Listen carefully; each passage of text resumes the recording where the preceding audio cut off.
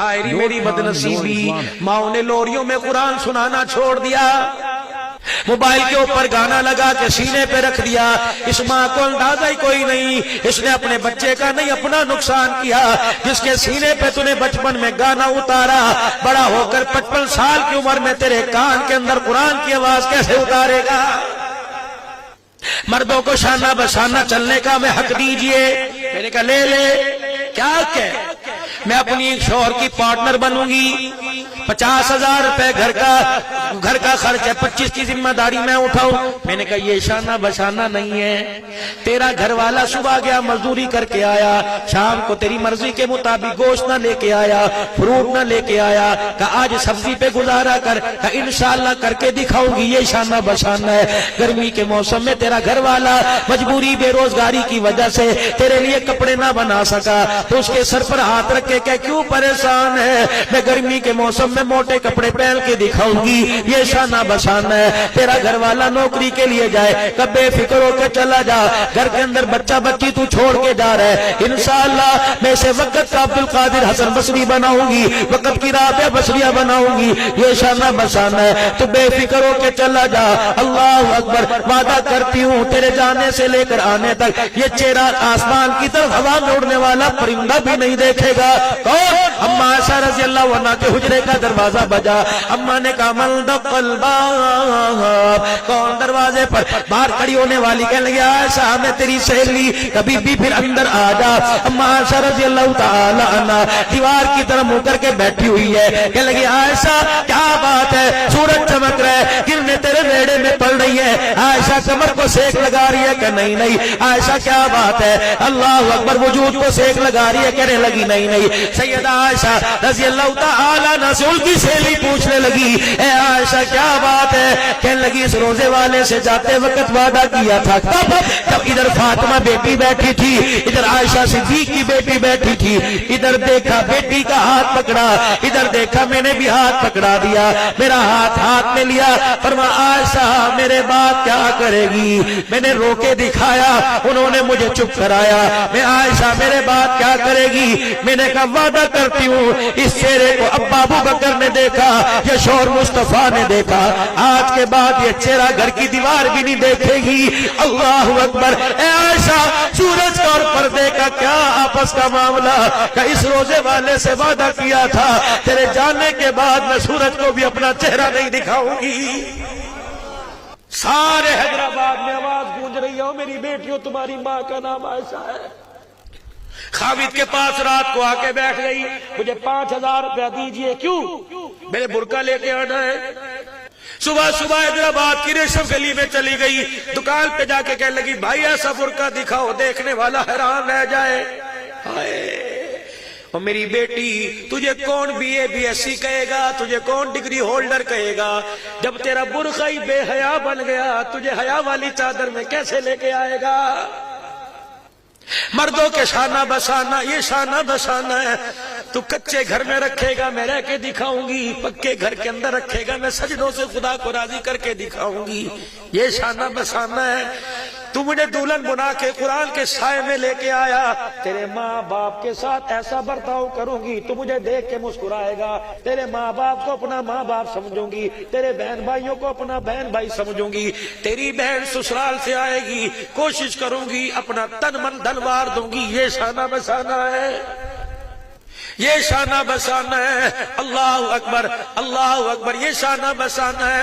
دروازہ بجا، کون؟ علی، آؤ اندر۔ سیدہ فاطمہ تو زہرا رضی اللہ عنہ کام کر رہی ہے، پاک گھرانہ، اہل البیت کا گھرانہ، تھکے تو نہیں؟ علماء اکرام اجازت ہے؟ اہل بیت کا گھرانہ، جس گھر کے اندر جنت کے 2 پھول، جس گھر کے اندر جنتی عورتوں کی سردار، جس گھر کے اندر نبی کا انت اخی فی الدنیا والآخرہ، میرا دنیا آخرت کا بھائی علی ہے۔ فاطمہ ساری رات مصلے پہ کھڑی رہی، اے فاطمہ اب تو تھوڑا آرام کر، میں تیرے سے ناشتہ نہیں مانگتا، بچے بھی بڑے صابر ہیں۔ علی تیرے کپڑے یہاں ہیں، علی تیرے بستر یہاں ہیں، علی کھانے کا سامان یہاں، اے علی جو چار آنے کو یہاں پڑے ہیں۔ فاطمہ میں نے پوچھا کوئی نہیں تو کیوں بتا رہی ہے؟ کہ علی فجر کی نماز پڑھ کے مصلی پر ذکر کر رہی تھی اشراق کے انتظار میں، آنکھیں بند کی، ابا جان خواب میں آ گئے اور بڑی افسردگی میں میرے سے پوچھا فاطمہ کتنے دن ہو گئے روٹی نہیں کھائی؟ میں نے اشارہ کیا 4 دن ہو گئے۔ کہا فاطمہ گزارا کیسے کر رہی ہے؟ کہ کھجور کے دانے پہ روزہ، کھجور کے دانے پہ افطار۔ فرمایا فاطمہ ذرا دیکھنا، میں نے دیکھا جنت کی نعمتیں پڑی ہیں، سر پہ ہاتھ رکھ کے فرمایا فاطمہ آج آخری دل تیرے فاقے کا تھا، روزہ علی کے گھر میں رکھا، افطاری جنت میں میرے ساتھ کرے گی۔ علی میرے پاس وقت کم ہے، ابا مجھے بلا رہا ہے، لگتا ہے میرا وقت آ گیا۔ حضرت علی وہیں بیٹھ گئے، سیدہ کا ہاتھ پکڑ کے کہنے لگے فاطمہ تو نے تو 7 مرنے 7 جینے کا وعدہ کیا تھا۔ اے فاطمہ میاں بیوی ایک گاڑی کے 2 پہیے ہوتے ہیں، چل میرا نہیں، ان بچوں کا تو خیال کر، یہ اماں کس کو کہیں گے، ان کی تربیت کون کرے گا؟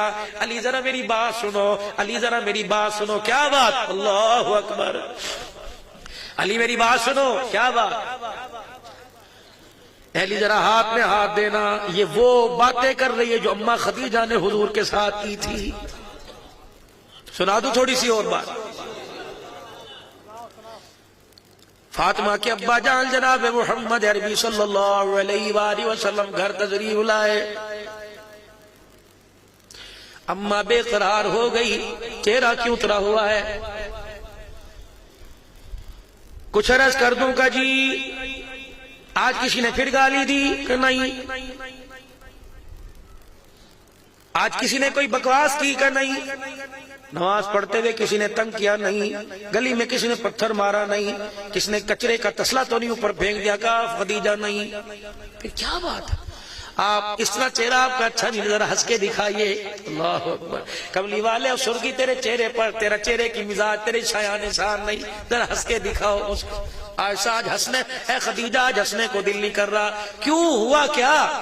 فرمایا خدیجہ دنیا اور اللہ کا رسول ایک گھر میں نہیں رہ سکتے، تجھے فیصلہ کرنا پڑے گا، دنیا لے یا اللہ کا رسول لے۔ ہوئی کیا ہوا؟ جب سے تیرے گھر میں آئی رئیس مکہ تھی، مکے کی سب سے بڑی تاجرہ تھی۔ کملی والے میں نے کبھی نئے جوڑے کی فرمائش کا کوئی نہیں، کبھی میں نے دال روٹی کو کہا کہ گوشت کھانا ہے کہ نہیں۔ اے خدیجہ جب میں تیرے گھر کی چوکٹ پار کرنے لگا 19 اونٹ تیرے دروازے پہ بندھے، خدیجہ یہ اونٹ رکھ یا اللہ کا رسول رکھ۔ غلام کو بلایا جلدی آقا کیا کرنا ہے؟ کہ اونٹوں کی کھونٹوں سے رسیاں کھول کے گردن پہ ڈال دے، میں اتنا بھی نہیں پوچھوں گی صفہ والوں کو دینا ہے کہاں دینا ہے، دار ارقم میں بھیجنا ہے کہاں بھیجنا ہے۔ اللہ کے نبی اب فرمایا خدیجہ تیرے ہاتھوں کے کنگن اتارے، خدیجہ تیرے گلے کا ہاتھ اتارا۔ کہ اللہ کے نبی اب بستر کی طرف نظر ڈالی، خدیجہ ابھی اور دنیا ہے۔ اماں خدیجہ نے تکیہ اٹھایا، بستر گدا اٹھایا، 40,000 درہم کی مٹھی بھری حضور کے قدموں پہ لا کے ڈال دی۔ اللہ کا پاک پیغمبر رو رہا ہے خدیجہ کی سخاوت پر، خدیجہ کے دینے پر۔ نبی کی آنکھوں میں آنسو آ گئے۔ اماں خدیجہ نے روتی آواز میں کہا سونے ذرا میری طرف دیکھو تو صحیح۔ خدیجہ کیا بات ہے؟ اماں نے اپنے کرتے میں گلے میں ہاتھ ڈال رکھا ہے۔ کملی والے اسے پہننے کی اجازت ہے کہ یہ بھی اللہ کے راستے میں دے دوں؟ اللہ اکبر۔ پھر یوں کر کے نبوت والا دامن پھیلا، اللہ میری خدیجہ کے درجے بلند کر دے۔ اللہ اکبر۔ جبرائیل بھی آ کے کھڑا ہو گیا۔ کملی والے خدیجہ کی سخاوت نے آسمان والوں کو متاثر کر دیا۔ اللہ اکبر۔ خدیجہ کے سار کے اوپر اللہ بھی سے سلام کہہ رہا۔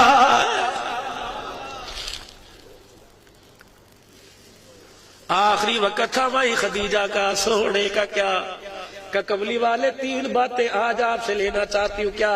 کملی والے ذرا ہاتھ پکڑانا۔ حضور نے ہاتھ میں ہاتھ دیا، ماں نے اوپر ہاتھ رکھ دیا۔ کملی والے جب تک روح نہ نکلے ہاتھ نہ چھوڑنا۔ کملی والے ذرا میری طرف دیکھنا۔ کیا؟ کملی والے جب تک روح نہ نکلے اپنا چہرہ نہ پھیرنا، ذرا ادھر سے پکڑنا۔ خدیجہ کے کرتے قمیض کا دامن ادھر خدیجہ الکبریٰ رضی اللہ عنہا نے، ادھر حضور نے۔ کہ کملی والے 25 سال ہو گئے تیرے گھر میں آئے ہوئے، سونے کے کنگن پہن کے آئی تھی، آج پیمند والا لباس پہن کے بیٹھی ہوئی ہوں۔ کملی والے بس بتا دے، میں تیرے سے دور ہو کے جا رہی ہوں، تو میرے سے راضی ہے کہ نہیں راضی ہے؟ فرمایا ایسے روئے جیسے بچہ رویا کرتا ہے، ہو کے بھر بھر کے روئے، ہجکیوں کے ساتھ روئے، انگلی کا اشارہ ماں خدیجہ کی طرف کیا، کہا اللہ یہ میری خدیجہ ہے، اس نے سب کچھ چھوڑ دیا، تیرے حبیب کا ساتھ نہ چھوڑا، اللہ یہ تیرے پاس آنے والی ہے۔ محمد رو کے کہتا اللہ تو اسے قبر میں بھی نہ چھوڑنا، حشر میں نہ چھوڑنا۔ پھر مسکرا کے فرمایا خدیجہ تو ایسا ساتھ گزار کے گئی، روزے والا بھی تیرے سے راضی ہو گیا، عرش والا بھی تیرے سے راضی ہو گیا۔